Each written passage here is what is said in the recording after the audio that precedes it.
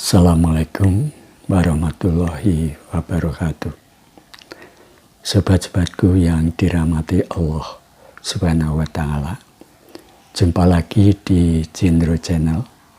Kali ini aku akan sampaikan sebuah artikel kesehatan tentang membangun imunitas kekebalan tubuh. Artikel ini viral di medsos dari Dr. Pandu Murti, spesialis jantung Rumah Sakit Pelni dan Rumah Sakit Persahabatan.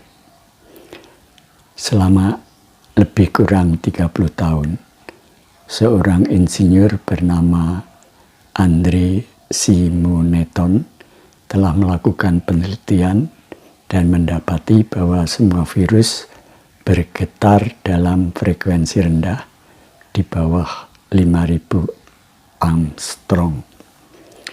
Hukum semesta mengatakan bahwa setiap benda akan menarik benda yang lain yang memiliki getaran frekuensi yang sama. Dr. David Hawkins telah memetakan getaran frekuensi yang dihasilkan oleh manusia. Ini bisa di googling dengan kata kunci force and power. Getaran frekuensi rendah dihasilkan oleh perasaan seperti takut, khawatir, sedih, panik, putus asa. Sedangkan getaran frekuensi tinggi dihasilkan oleh perasaan seperti gembira, sukacita, bersyukur, dan cinta kasih, pencerahan. Karena virus bergetar pada frekuensi rendah, maka virus akan mencari inang yang sama dengan frekuensinya. Dalam hal ini rasa panik, takut, khawatir, sedih. Orang-orang dengan getaran frekuensi ini akan dianggap sebagai rumah bagi si virus. Sampai di sini saya yakin bahwa orang-orang yang berhasil sembuh dari COVID-19 adalah mereka-mereka yang selalu mengakses rasa damai, tenang, bersyukur, dan bersukacita. Kalau kita bicara secara global, maka akan didapati kenapa virus COVID-19 ini bisa muncul dan menyebar subur di dunia ini.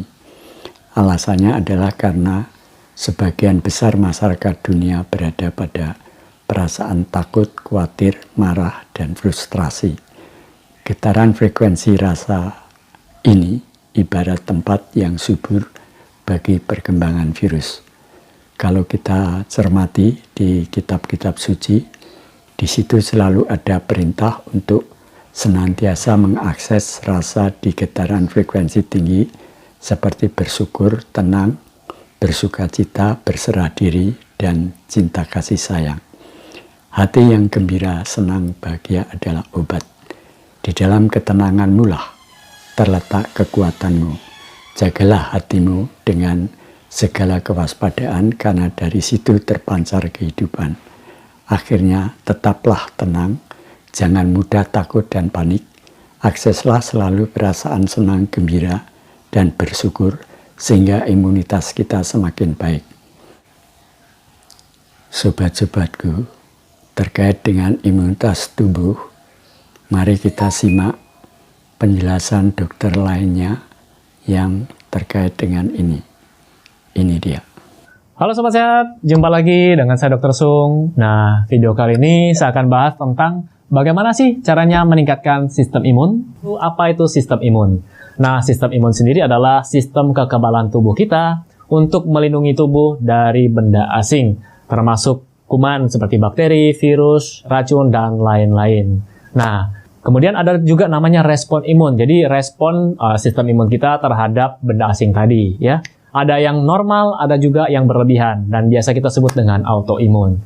Untuk autoimun sendiri saya juga sudah pernah bahas di materi rheumatoid arthritis, ya. Jadi Anda bisa tonton videonya. Dan kali ini saya fokuskan dulu ke bagaimana cara menaikkan sistem imun. Dan mungkin buat Anda yang masih bingung dengan penjelasan saya yang tadi, saya ibaratkan seperti ini. Di sebuah kota atau di satu negara, ada sistem pertahanan. Nah, tentu saja untuk mempertahankan negara atau kota tersebut. Nah, biasanya siapa yang bertugas? ada tentara di sana. Nah, di tubuh kita pun ada namanya tentara yang kita sebut, kalau ada sistemnya itu namanya sistem kekebalan tubuh atau sistem pertahanan tubuh. Kurang lebih seperti itu penjelasannya. Jadi begitu ada bakteri yang masuk, ada sel-sel tubuh kita yang bertugas membunuh bakteri tersebut. Atau ada virus yang masuk, ada sel-sel di tubuh kita yang bertugas untuk membunuh virus tersebut. Jadi kalau seperti ini saya rasa Anda bisa paham.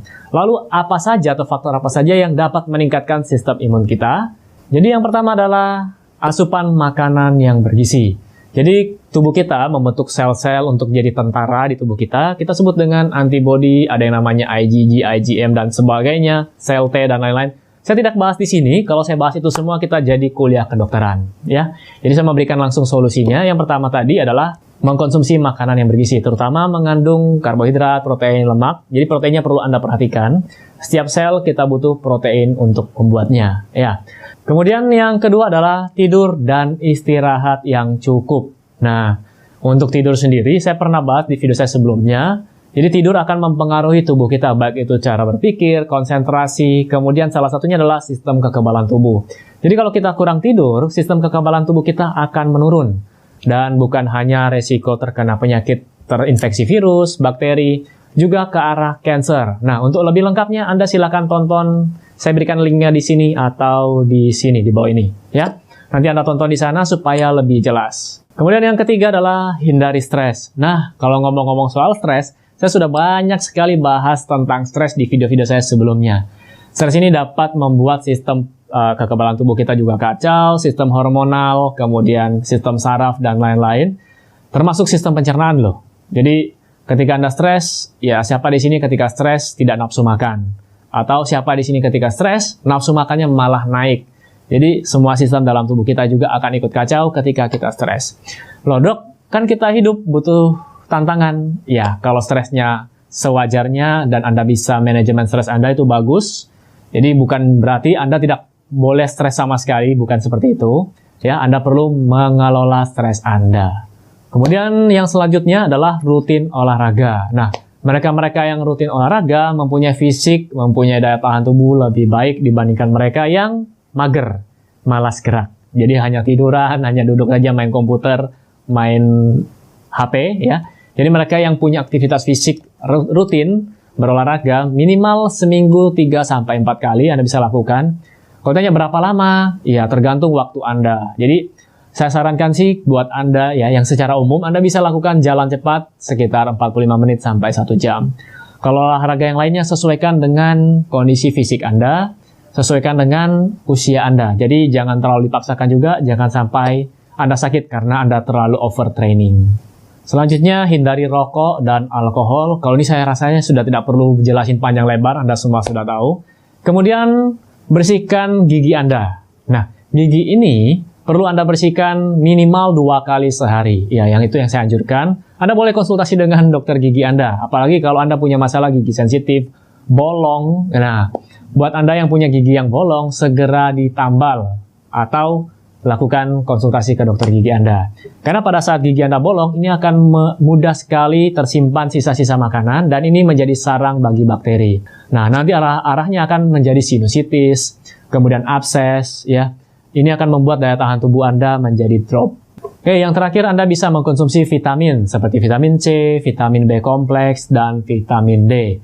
Nah, vitamin C sendiri Anda bisa dapatkan di sayur-sayuran dan buah-buahan yang segar. Kemudian vitamin B kompleks juga, kalau perlu Anda bisa tambahkan dari suplemen, silahkan.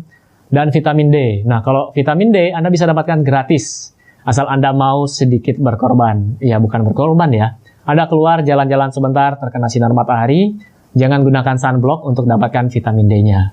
Oke, itu saja yang bisa saya berikan pada video kali ini, dan semoga informasi ini dapat bermanfaat.